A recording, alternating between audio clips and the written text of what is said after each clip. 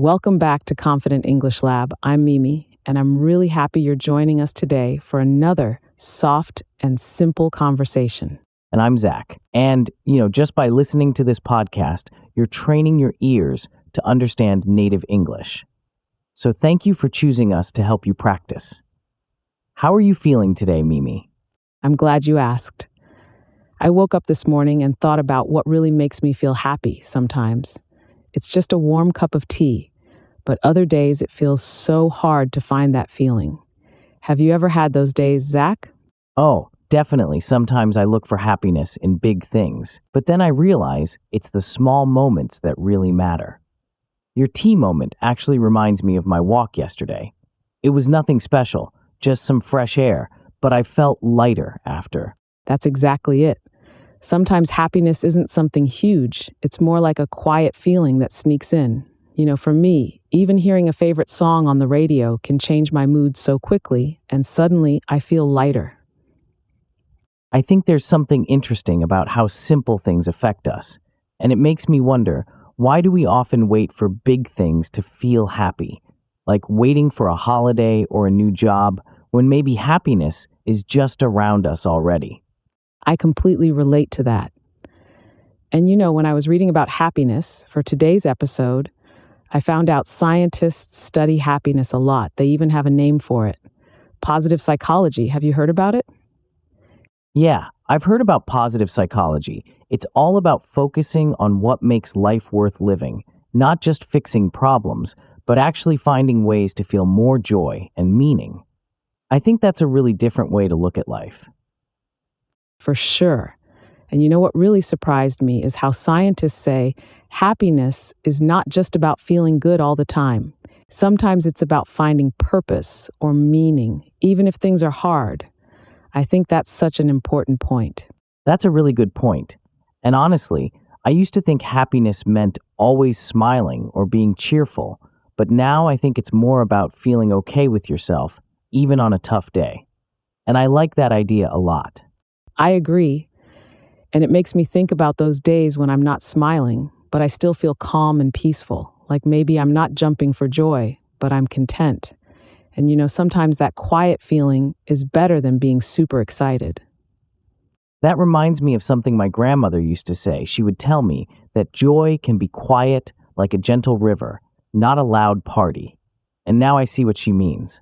I think it's about balance, not just big moments. That's beautiful. I love that image. And, thinking about balance, I've noticed people sometimes chase happiness in ways that make them more stressed, like trying to be perfect or comparing themselves to others. I do it too sometimes. Yes, I can get caught in that trap, especially on social media. When I see everyone's perfect photos, I start thinking maybe I'm missing out. But when I turn off my phone and just breathe, I remember real life is not always picture perfect. I totally feel that. And it makes me curious. Why do we compare ourselves so much? Is it just part of being human, or do you think social media makes it worse? I sometimes wish I could just stop doing it.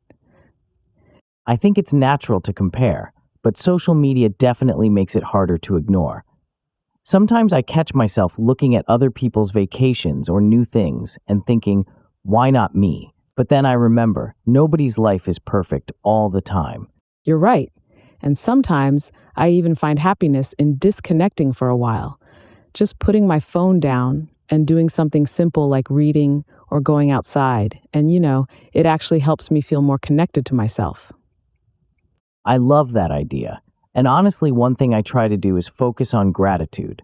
Like just thinking about one thing I'm thankful for every day, even if it's small. Maybe it's a funny text from a friend or a sunny morning. It always lifts me up. That's so true. Gratitude is such a powerful tool. And I read somewhere that writing down 3 good things every night can make people feel happier over time. It's such a simple habit, but I really like it. I tried that too for a few weeks, and it really works. I even wrote down silly things, like finding my missing sock or having a good hair day. But each time I wrote something, I felt a little more positive. That's actually really sweet. And sometimes people think they need a big reason to feel happy. but those small moments count a lot. And I wonder why we sometimes ignore them. Do you think we expect too much?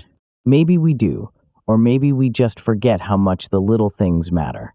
And it's funny when I look back at my happiest days, sometimes they're not big events at all, just ordinary days with good people or quiet moments. I feel the same way. And thinking about good people, I've noticed that being with friends or family really helps my mood. Even when I'm tired or feeling down, it's like sharing time together makes my problems a little lighter. I agree. And I once read that people who have strong friendships are usually happier. It makes sense because when we connect with others, we feel understood and supported, and that's something money can't buy. Absolutely. And I used to think I had to do everything alone, but now I see that asking for help or just talking to someone can make a huge difference. And it's a relief to know I don't have to carry everything myself. I relate to that, and honestly, when I try to handle everything by myself, it feels heavy. But if I talk to a friend even for a few minutes, I feel stronger. And it makes me think maybe happiness is a team effort, not a solo race. That's such a good way to say it.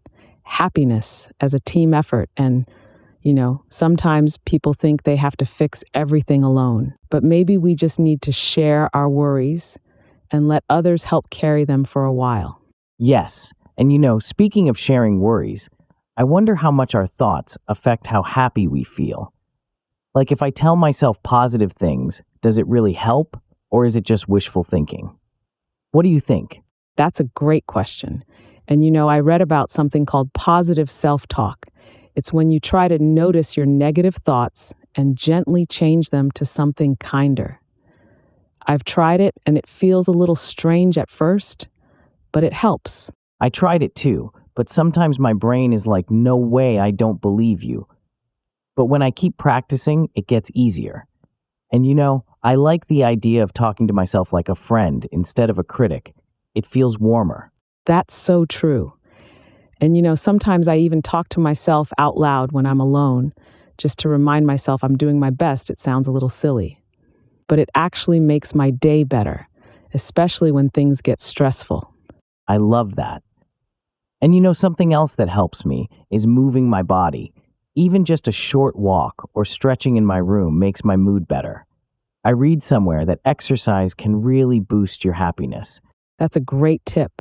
And even if I just dance to one song in the kitchen, I feel more awake and alive. It doesn't have to be serious exercise. Just moving in any way can make a difference for me.